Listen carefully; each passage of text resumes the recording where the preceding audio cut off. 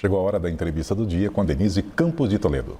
Eu converso agora com Dani Zaredini, professor do Departamento de Relações Internacionais da PUC Minas e líder do Grupo de Estudo Oriente Médio e Magrebe. Professor, boa noite. Boa noite, Denise. Bem, professor, nós estamos acompanhando a evolução da guerra Israel contra Hamas, desde aquele ataque violento sofrido por Israel, a retenção de reféns, e se vê Israel disposto agora à entrada em Gaza, e tem toda essa circunstância aí do mundo preocupado em se ter uma entrada humanitária para ajudar a população, inclusive a população que está refugiada no sul da faixa de Gaza, até por uma recomendação de Israel, mas uma região que continua sendo bombardeada. E nós temos brasileiros lá naquela região. Eu queria saber se o senhor vê alguma chance de alguma negociação diplomática que dê uma pausa nessa situação de ataque, ou a tendência é de agravamento da situação? Denise, a doutrina militar israelense ela é baseada em dois conceitos principais. A primeira, quando em perigo, utiliza o máximo de força simétrica contra os seus adversários, de maneira a atingir não só o inimigo, mas a infraestrutura também da sociedade, dos civis. Então eu vejo que Israel tem adotado um caminho previsível. E, infelizmente, o que a gente deve esperar nos próximos dias é que isso vá piorar, no sentido de ter mais violência. Existe uma pressão que vem da sociedade internacional, principalmente após o início ali dos bombardeios mais violentos a Gaza e os ataques a hospitais, a bairros residenciais. Mas assim mesmo, nós temos ali um dilema sério, que é a própria condição política do governo israelense. Esse governo israelense, ele luta para tentar mostrar uma resposta em razão do erro grave que ocorreu com o ataque do dia 7 de outubro. E essa resposta, só os bombardeios, talvez não sejam suficientes.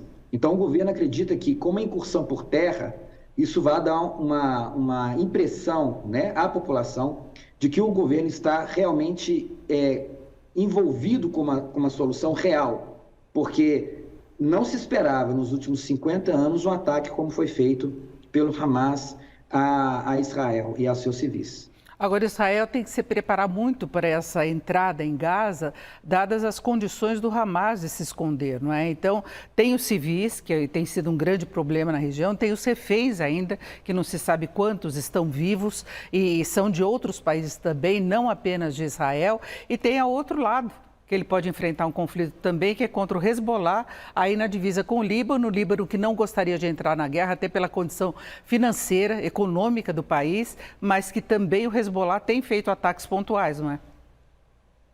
Denise, você já fez um cenário complexo que representa esse conflito, né? Quando a gente imagina que o Hezbollah no norte ataca, na verdade, não é interesse do Hezbollah uma guerra descontrolada com Israel. O que ele tenta é dividir a atenção do exército israelense nessas duas frentes, para que o exército israelense não possa deslocar todos os seus batalhões para Gaza. Só que esse equilíbrio ele é muito tênue, porque qualquer ataque um pouco mais imoderado de ambas as partes pode fazer com que a guerra ganhe outras proporções.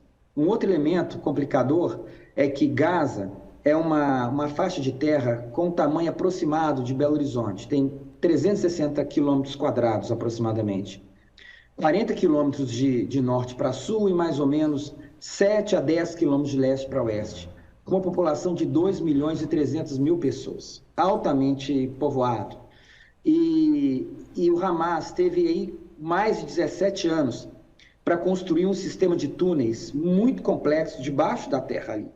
Nós temos ali quase 400 a 500 quilômetros de túneis. Então, uma incursão por terra pela infantaria israelense, ela pode ser muito custosa para soldados israelenses, para os civis que estão ali, porque nós estamos falando de uma guerra assimétrica, num ambiente urbano, altamente complexo, e que isso também pode ser um elemento que atrapalhe o próprio governo israelense no futuro. Então, eles estão muito temerosos entre duas possibilidades. A primeira é, vamos para o enfrentamento por terra e mostrar a nossa disposição em trazer segurança para Israel, ou vamos com calma, porque senão o remédio pode ser muito amargo e o governo caia assim mesmo. Agora, e do ponto de vista diplomático, né, nós teremos uma cúpula no Egito, exatamente por esse caminho humanitário que se tenta abrir. O ministro das Relações Exteriores do Brasil, Mauro Vieira, vai participar amanhã. A gente vê a ONU sem conseguir assumir uma posição. Estados Unidos foi contra a proposta apresentada pelo Brasil, que não teria incluído o direito de defesa de Israel. E nós temos outros líderes de grandes potências, como da China e da Rússia, defendendo o cessar-fogo. Né, o que chama a atenção, inclusive, de Putin, com uma posição pacifista nesse caso, né, também defendendo. Como é que o senhor vê essa disputa geopolítica em torno dessa questão? Porque tem os interesses também das grandes potências, não é? Com certeza. Não é interessante para a China um conflito que se alastre pelo mundo inteiro. Não é interessante para os Estados Unidos um outro conflito sem controle no Oriente Médio. Mas existe uma questão que Israel precisa de tempo. E o veto americano no Conselho de Segurança, que para mim também causou espanto, porque falávamos de uma questão que era humanitária, né? Ela tem um caráter claramente tático para Israel.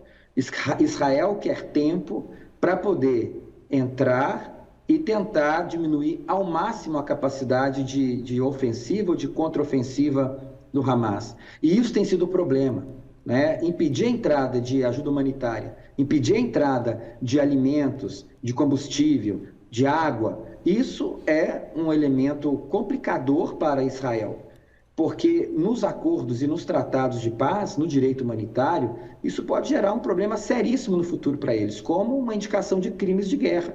Então, eu vejo que há uma disposição para a entrada agora de auxílio humanitário pelo Egito, pode acontecer até amanhã, me parece, né? Mas um cessar-fogo, eu não vejo a possibilidade disso, pelo menos no curtíssimo prazo.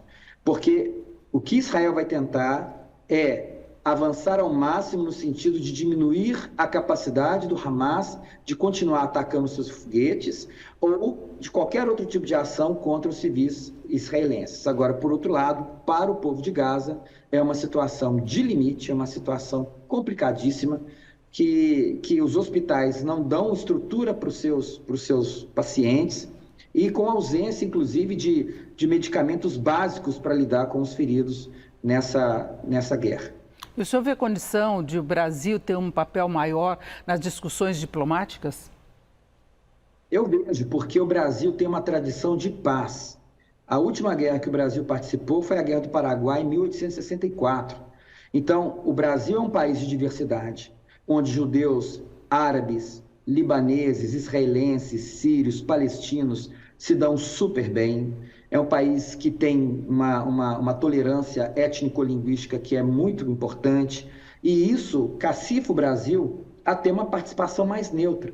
Porque, infelizmente, os Estados Unidos não é um ator neutro ou minimamente solidário a essa situação para os palestinos, né? A União Europeia é muito atrelada aos Estados Unidos. Então, eu vejo que, nesse momento, talvez, a participação do Sul Global, a participação da liderança brasileira, dos BRICS, né, seria uma forma diferente, com parceiros árabes que estão ali, que têm interlocução com Israel, buscar uma alternativa para esse momento terrível para israelenses e para palestinos. E pode haver pressão política interna, inclusive nos Estados Unidos, contra esse apoio irrestrito a Israel, porque houve manifestações hoje pró-Palestina, inclusive no Capitólio.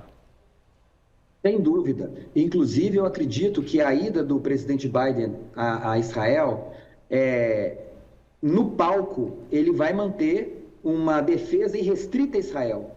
Mas atrás das cortinas, eu não tenho dúvida que a pressão que o presidente Biden impôs ao Netanyahu foi muito grande, porque a relação não é uma relação tão harmoniosa assim com esse governo que tem em Israel, que é um governo de extrema-direita. Então, eu vejo que tem uma insatisfação por parte dos democratas, né? Existe uma pressão cada vez maior por essa incoerência da política externa americana, que, por um lado, vai criticar a Rússia por atacar a Ucrânia e por ocupar território ucraniano, e, por outro lado, vai defender Israel ao atacar um território ocupado ali desde a Guerra dos 6 Dias, né, desde 1967. Então, existe também essa discussão acerca da incoerência da política externa americana e que enfraquece, inclusive, o seu discurso, né, de apoio à Ucrânia nesse momento. Eu agradeço muito a participação do professor Dani Zaredini, que é professor do Departamento de Relações Internacionais da PUC Minas e líder do Grupo de Estudo Oriente Médio e Magrebe. Professor, mais uma vez, obrigada. Uma boa noite. Eu que agradeço. Boa noite, Denise. Vocês.